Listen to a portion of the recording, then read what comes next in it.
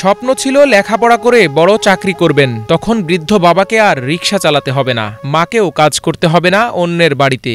জীবনে বড় হওয়ার এমন অদম্য ইচ্ছাশক্তি নিয়ে মিরপুর দুয়ারিপাড়া সরকারি কলেজে একাদশ শ্রেণীর বিজ্ঞান বিভাগে ভর্তি হন রীতা আক্তার। এরই মধ্যে দেশ জুড়ে শুরু হয় বৈষম্যবিরোধী ছাত্র আন্দোলন।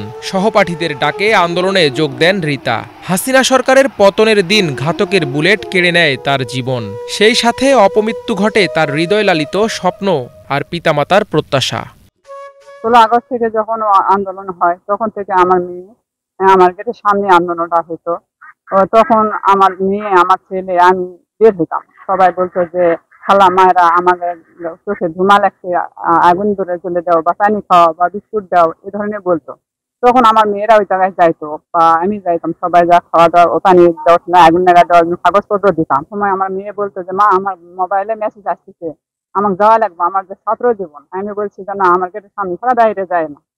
বলছে না, আমার মেসেজ আসতেছে, আমাকে যাওয়া লাগবে, এই কথা বলছি।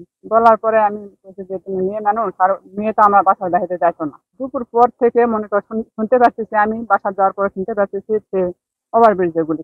ওই সরাদ্দিক মেডিকেল থেকে একটা মেসেজ আসলো, ওই মেসেজে দিয়ে আমরা গেছি। যাওয়ার পরে 10টার পরে আমার লাশটা। জীবিকার তাগিদে স্ত্রী সন্তান সহ জয়পুরহাট থেকে রাজধানীতে পাড়ি জমান রীতার বাবা আশরাফ আলী। বসবাস শুরু করেন মিরপুর বস্তিতে। অভাব অনটনের সংসার হলেও চালিয়ে যান মেয়ে রীতা ও 2 ছেলের লেখাপড়ার খরচ। তবে হঠাৎ মেয়েকে হারিয়ে থমকে গেছে পুরো পরিবার। ভূমিহীন পরিবারটি এখন ঢাকা ছেড়ে গ্রামে ফিরে গেছে। আশ্রয় নিয়েছে প্রতিবেশীর দান করা একটি পুকুর পাড়ের ঝুপড়ি ঘরে। মেয়ে হারা পরিবারটির প্রত্যাশা সুষ্ঠু বিচার। আমি ওই সরকারি হসপিটালে যাওয়া, তখন আমার মেয়েটাকে আমি পাই। সুষ্ঠু বিচার চাই, সুষ্ঠু বিচারটা যেন আমার পাই। সরকারের কাছে আমার আবেদন এই যে শেখ হাসিনার আমরা ফাঁসি চাই, এবং এই পুলিশদের গুলিতে মারা যায় এই পুলিশদের আমরা নির্দয় বিচার চাই। এই হত্যার বিচার চান রীতার প্রতিবেশীরাও। ডাক্তার হতে চাচ্ছিল, এটাই আশাটা পূর্ণ হলো না, ঢাকার যা মৃত্যুবরণ করলো। সে একজন ভালো ছাত্রী ছিল, সে হাসি খুশি থাকতো, আমাদের সঙ্গে খেলাধুলা করতো, সে অনেক ভালো ছাত্রী। তার মৃত্যু হয়েছে, তার জন্য আমরা অনেক দুঃখিত। আমরা যেন শেখ হাসিনার ফাঁসি চাই। সরকার ও সমাজের বিত্তবানরা তাদের পাশে দাঁড়াবে, এমন প্রত্যাশা পরিবারটির। আর মেয়ের আশা ছিল যে মা আমি সায়েন্সের ছাত্র, আমি ডাক্তার কিংবা ইঞ্জিনিয়ার হব।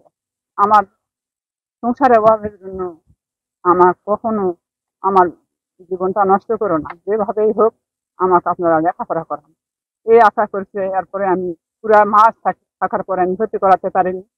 পরে দেখা যায় 30 তারিখের ভর্তির সময় শেষ, ওই সময় আমি ভর্তি করানোর পরে মনে করেন পরে 5 তারিখে আমার মেয়ে গুলি খাইয়ে মারা যায়। এখন আমি চাইছি যে আমার মেয়ে অকালে একটা গুলি খাইছে, তার যেন সুস্থ বিচার হয়। আর আমি চাইছি যে আমার পরিবার খুব অভাবী, আমার বাড়ি ঘর কিছুই নেই। এই জন্য আমি বলতেছি যে আমার 2টা বাচ্চা আছে, তারা যেন বছর ধরে থাকতে পারে, তারা যেন পথ ধরে খাইতে পারে। Bangla vision news desk.